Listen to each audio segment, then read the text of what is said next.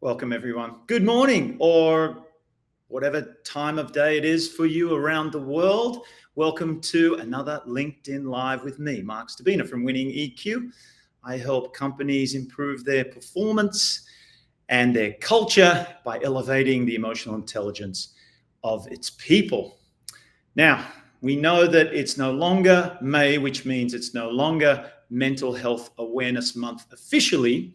It is June. But that doesn't mean I'm finishing my mental health awareness series on LinkedIn Live. I have another very special issue today, if you will. And I think it's important that I'm doing this in June and not in May, as a demonstration and a commitment also to continue the conversation. Why does it just have to be in May?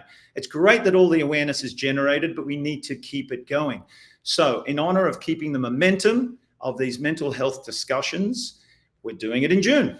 And who better to discuss mental health in the workplace and how to have those conversations than my next guest, my very special guest and final guest of the Mental Health Awareness series. So I'm so excited to bring her in. Melissa Doman is an organizational psychologist, a former clinical mental health therapist, and author. We're going to talk about her book in a minute. She works across companies around the globe, including clients like Google, Dow Jones, the Orlando City Soccer. She's a sports person. Microsoft, Salesforce, Estee Lauder, and more. The list goes on. She's spoken at South by Southwest right here in Austin and has been featured, wait for this, as a subject matter expert in CNN, Vogue, NPR, the BBC, CNBC, Inc., and in LinkedIn's 2022 Top 10 Voices on Mental Health. Wow, we are so lucky. Having lived abroad in South Korea, England, and Australia, and traveled to 45 plus countries. I'm catching you, Melissa, but I'm far off. She calls upon her global experiences to inform how she works with companies around the world, and we'll get some of that experience today. She has one core goal, people, to equip companies, individuals, and leaders to have constructive conversations about mental health, team dynamics, and communication in the workplace. Without any further ado, let's bring her to the stage, Melissa Doman. Hi. Can you be my hype man on the road? Oh my God. I got to check my calendar. I'm many people's hype man, but I'd love to squeeze you in. Melissa, thank you so much for your time. And already we're 3 minutes in and you have a hard stop because you are in demand. It was just a miracle that I was able to track you down for this today. So I'm so appreciative and can't wait to dive in. How are you doing? I am doing fabulous. Fresh off my morning workout and ready to conquer the day. And what a way to start the day than with our conversation. Indeed. You're all activated. I love to hear that. Yeah. Well, so obviously with our title, people know it's about having effective, valuable conversations at work. Some companies do it, most don't do it effectively. And you've done the research. Clearly from your bio, you've worked with so many companies around the globe. You have the stats to back it up as well. Let's start with, how would you sum up the current state of mental health conversations in the workplace? It's funny you say that because now, especially since the pandemic has now gone into more endemic status, so maintenance status, it's a very fluctuating area that I'm noticing. So there are a lot of companies that took the last several years as an opportunity to say, well, we're a bit late to the party on this one, but better late than never. And let's change how we look at and embed these conversations within our organization. And they're keeping that momentum, they're building on it, and they're doing great. There are other companies that really have just reverted back to how things were before the pandemic, where it was, things were really, really stressful and we had to do this out of necessity. But now that things are at a new normal, we don't really need to anymore. So I wish that I could sit here and say that all of the progress that we've had will continue on this linear path, but that's just not how humanity works. The goal is to get as many companies, as many leaders, as many people as possible to continue having these conversations with the understanding that not every industry, not every company, not every leader, not every person will feel that way. The goal is to make it so common that the folks that aren't doing it are kind of, way behind the curve and the weird folks in the corner. So Mm. I would say that we have had tremendous progress in the past, we'll call it 5 to 7 years. We still have loads of work to do.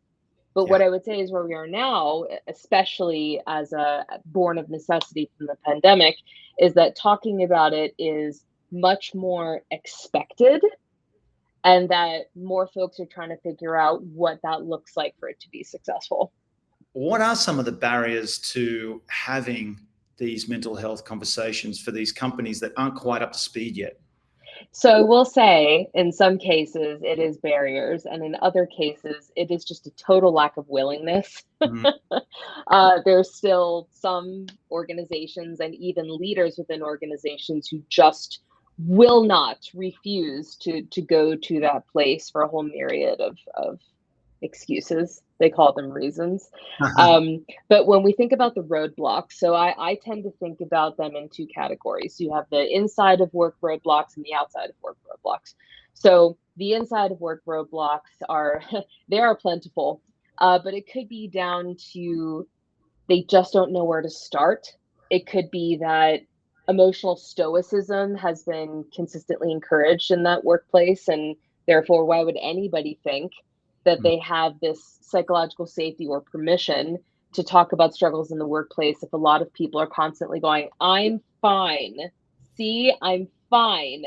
And then there could be other cases where, let's say, for example, and this happens all the time, where people are inappropriately co-opting certain types of mental health or even mental illness language and saying extraordinarily uh, uneducated or insensitive things about different emotional displays or mental illness. What would make people think Mm. that it would be okay to talk about their struggles when people say stupid stuff like, oh, I'm so OCD about this, or my least favorite, this project is so hard it made me want to kill myself. When people, it happens Yeah. all the time. Or people say, oh, I have PTSD from that meeting. You wouldn't hear someone say, oh, I'm so nervous, I feel my stomach feels like I have Crohn's disease. You're not going to hear anyone say that No. because physical struggles are way easy are more concrete, whereas emotional struggles can be so abstract and ambiguous, and people do they say what they want with it. And something else that a term that I coined, and it still happens very, very strong even now, is something I call well-being shaming.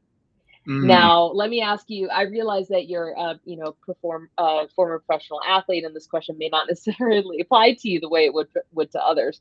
Um, but comments where, let's say that someone, stops working 3 o'clock on a Friday, or they manage to go for a jog 3 days a week at lunchtime, and someone says, "Oh, must be nice to have that time in your schedule. I don't know how you do it."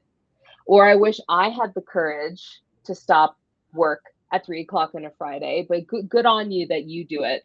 So these passive aggressive, ridiculous statements that Yeah. people will say to either toe the company line, or they are secretly jealous and don't have the courage to do what you do, or genuinely are just judging you.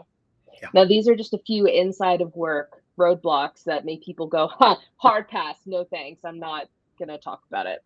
But then the outside of work roadblocks, those are plentiful. It doesn't matter how many Wellness Wednesdays that we have. If you're not taking into account what people are bringing to the discussion table and just being like, we all have mental health, which is medically true, but doesn't take into account your family of origin, your ethnicity, your culture of origin, your country of origin, your gender identity, your sexual orientation, your past experiences of sharing and how that went. You Mm. can't tell people to perform this new skill set without seeing what they're coming to the proverbial stage with. And so I think that's a huge barrier, because let's say someone isn't comfortable at all or doesn't feel they have the permission at all to talk about emotional health struggles outside of work.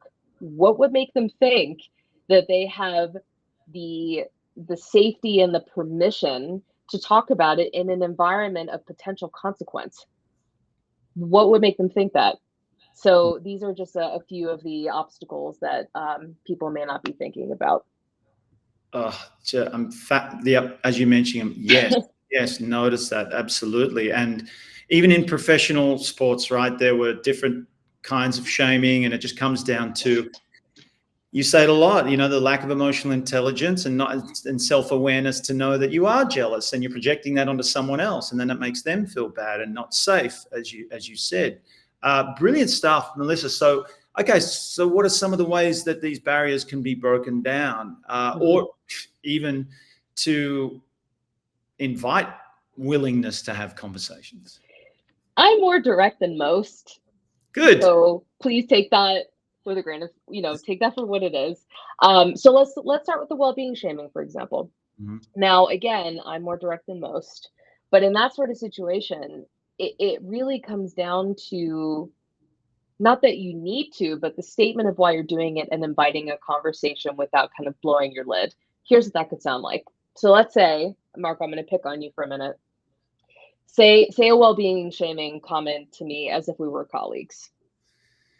Oh, finishing at 1 p.m. today to go to the gym. Wow. Okay. So you're one of our best workers. So when I go to the gym, it helps me perform better, cognitively at work, and it's part of maintaining my well-being, and I do still get my job done. So I'm trying to understand why you don't agree or think that's a good idea for me to take care of myself so I can do my job better. Can you help me understand? Hmm. Mhm. I So didn't yeah. I didn't name call, I didn't finger point, I didn't act like a butthead. I explained Mm, what I'm doing and why it's a mature, healthy adult practice, and I invited a conversation. yeah. And So, I feel, if I can jump in, it feels yeah, like also interrupted this passive aggressiveness that might be a pattern of mine. You've just jolted me. And quite often when that happens, people tend to be like, "Oh, no, I'm just kidding. I'm joking." yes, Brought out of it, and now they're engaged with you because it's like, yeah, yeah. that was out of line for me, but only because you interrupted it. But it gives an opportunity to you to explain why you Exactly. said it.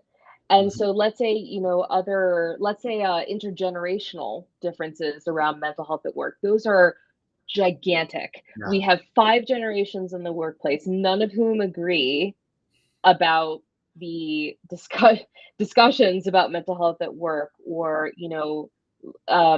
levels of tolerance with discomfort or stress. It's a big push and pull. I'm right. No, I'm right. No, you're wrong. No, I'm right. And Okay, so, boomer. when has name calling ever been helpful to anything? The answer is never. Yeah. So it's like, okay, snowflake, or okay, boomer. But I Yeah. think it's such a wonderful opportunity to explore the differences, and dare I say maybe similarities of desire. Of, Mhm. yes, you were all born at different points on the space-time continuum, and you're not responsible for the time or place in which you were born and conditioned.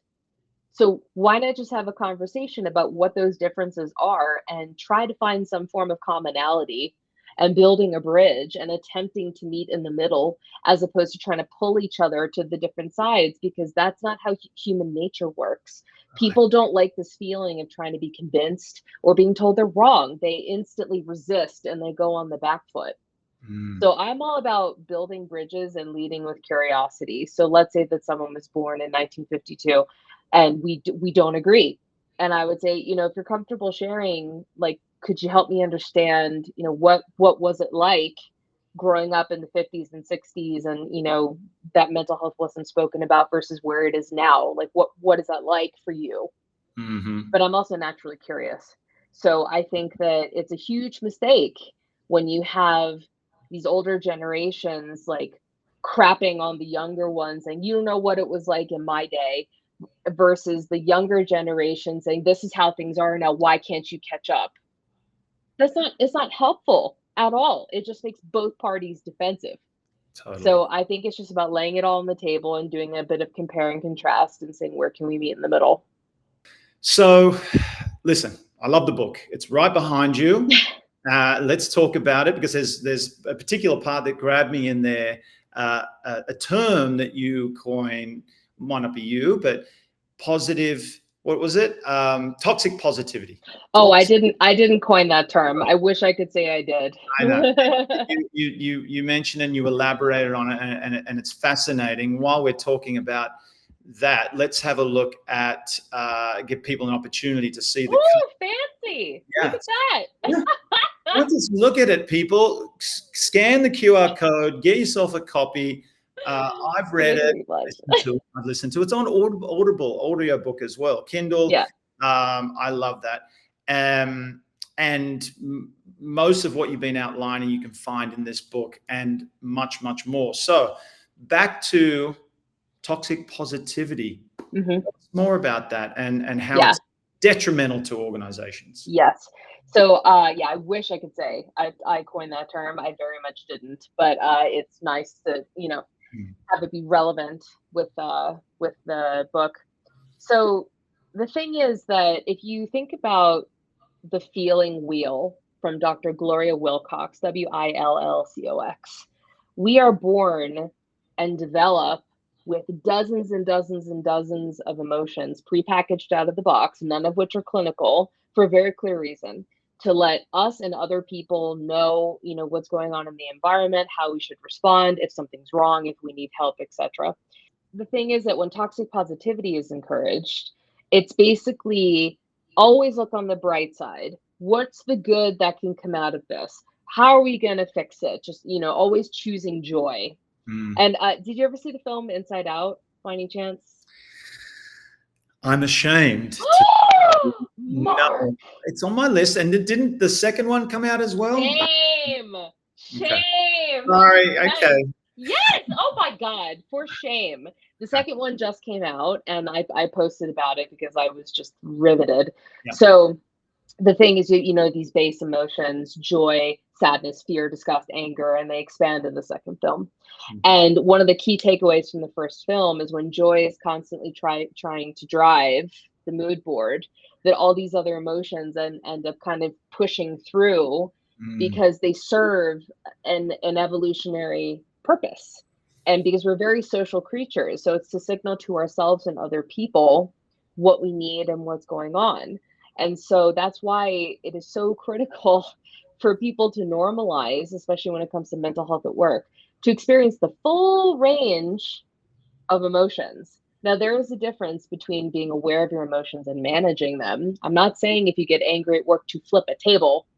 I'm not encouraging that, but it is completely healthy to experience a full range of emotions as and when they need to occur.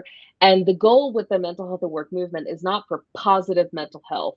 It's for a healthy culture around mental health, which means embracing that full spectrum as and when it needs to occur, with the understanding that if you're going to have struggles, you are also responsible to do something about it and to manage it. It is one thing to struggle with mental health. It's one thing to struggle with mental illness. It is another to choose how you deal with it, provided that you have access to resources and can afford to use them. Not everybody can afford to have access to those resources. So toxic positivity, when it comes to the mental health at work movement, is completely counterintuitive and counterproductive, because we're not trying to get everybody to spew sunshine and rainbows and glitter, although I love all those things. Yeah. That's not the goal. The goal is to embrace the full spectrum as and when it occurs, instead of stamping it down and having people eventually snap. Yes. And that creates psychological safety, right? Yes. If it's constantly positive, you can do it, and always focused on the joy, as you said, that serves as a barrier, to your point before. Completely. Why would, if I'm feeling this way, I'm like, it's almost like I'm stopping myself from sharing. I don't want to be shamed. I'm not fitting into this constant positivity if I don't feel positive, so I'm not going to say anything. And it just completely invalidates when things are tough. And so then it just comes off as disingenuous and performative. And that's kind of the antithesis of what you want to have happen. And I'm not even talking about like, oh, be vulnerable. No, just be honest. Don't lie. And if, because even the term vulnerability doesn't work for me. No offense to the queen, Miss Brene Brown. I have so much respect for her, love her, As do but I. that term doesn't even work for me. Mhm. The terms that work for me is openness and honesty and transparency. And so I think that if you are encouraging toxic positivity, you're not doing any of that. No, not at all. No. What I like what you were saying before as well is it's not just that we're encouraging people to acknowledge, embrace, and sit in and feel those negative Hmm. emotions and invite that to happen. Hmm. It's then that you are responsible Oh, yeah. out of that. Oh, So, yes. You yeah, can sit in it, but not forever. forever. No. And, there is a difference between toxic positivity and hope. Hope is a very powerful tool. It's a super powerful tool. There have been times, even in my own life, actually in very recent years, that if it wasn't for the delicate balance of acknowledgement of how I felt, plus hope from Mm, my husband, my close friends, when I was going through like some health issues or other tough times, I wouldn't have made it through. mm, Truly, I wouldn't have made it through. But they didn't just give me hope. They were also like, this is a crap situation. I can understand why you feel this way mhm. and just do what you have to do. Yeah. But you also have to remember this is a season. This will pass. Yeah. And so it was the use of both that really, really helped me. And Yeah. hope is so powerful, but it should not be used without acknowledgement of where someone is. That's it. And it helps that person not feel alone. I think that's the main purpose. Yes. Alone. Yeah. And I hear it. I'm with you. That's empathy. Yeah. Um, And then what are you gonna do about it? let's go. It's Yeah, I'm not into, and this is of no offense to other advocates in the field. We're all trying to get to the same goal. No pun intended. Ding, ding, well done. ding. It's of no offense to them, but I think that this whole, mental health is important and we need to share, blah, blah, blah, but nothing that comes after that. So you're basically encouraging these conversations into this infinite abyss with no structure, Mm, which is why I wrote the book and why I center my work around this phrase that I waited 14 months to get trademarked because the patent office is just overloaded. Mental health at work conversational literacy. mm, Learning how to talk about mental health is a skill set like any other skill set and should be treated as such as a form of critical professional development. And yeah. so we're building the awareness, we're doing the destigmatizing, all critical. But then what? You have to teach people how to do and develop the skill set. That's what has to come next.